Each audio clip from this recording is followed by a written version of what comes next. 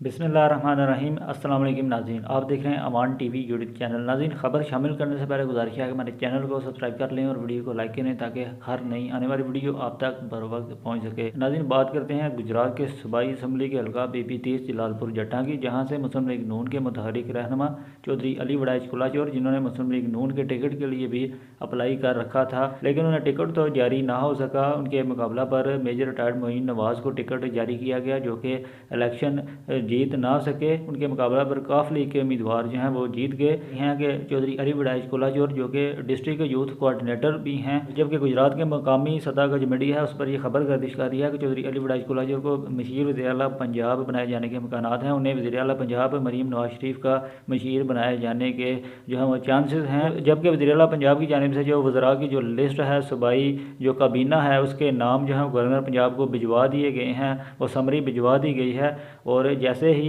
ये सूबाई काबीना जो है वो हल्फ उठाएगी, उसके बाद गालबन जो है वो नेक्स्ट जो प्रोसेस है, जो मशीर होंगे उनका नाम भी जो है वो उम्मीद है कि जल्द जो है सामने आ जाएगा पंजाब में। और इसके लिए जो है वो कुछ इंतज़ार करना पड़ेगा। कमेंट बॉक्स में अपनी राय से ज़रूर आगाह करें। अगली वीडियो तक के लिए दीजिए इजाज़त। अल्लाह हाफ़िज़।